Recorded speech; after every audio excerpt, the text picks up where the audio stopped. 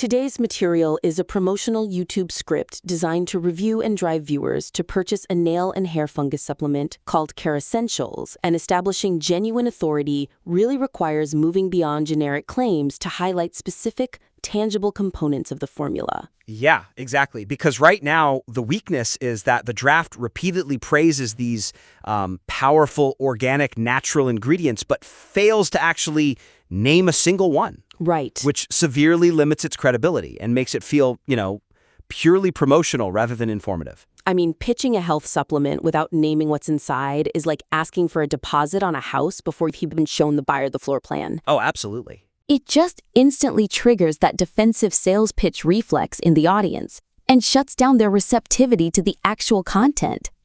But I have to ask, if we start naming compounds, don't we risk turning this quick promo into a boring chemistry lecture? Well, no. Not if you anchor those health claims with a few concrete, recognizable details that prove expertise and educate the viewer. That's the suggestion here. You don't need a full chemical breakdown. Right, so just a concrete example then.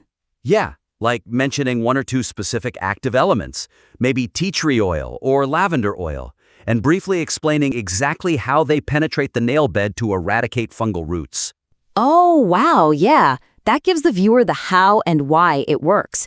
It instantly elevates the script from a basic pitch to a valuable review. Exactly.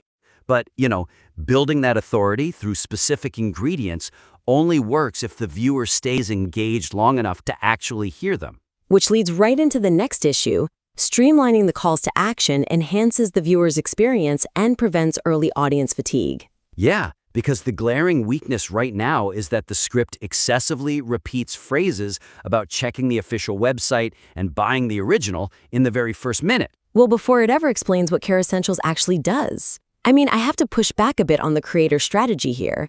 Doesn't hitting the viewer with all that housekeeping before explaining the product's value risk huge drop-off rates? It definitely does.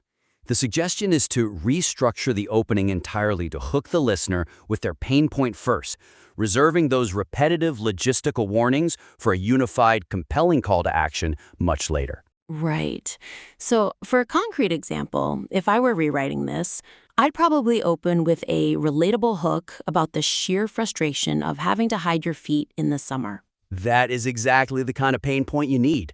You buy time with that, explain the active ingredients, like the tea tree oil, and then consolidate those official link warnings into a single urgent segment. Oh, like right before mentioning the 60-day refund guarantee? Exactly. Framing the official links right next to the refund makes that guarantee feel like a targeted safety net for the pain point you just validated. Which completely shifts the tone from a hard sell to a helpful, secure recommendation. I love that. So to quickly recap today's critique, you want to inject specific ingredient details to build genuine authority and restructure the opening to prioritize the viewer's pain points over those early affiliate links. Right. Get the mechanics of what they're buying across before you ask for the sale. Definitely. We highly encourage the creator to implement these specific adjustments and submit the revised work for another critique.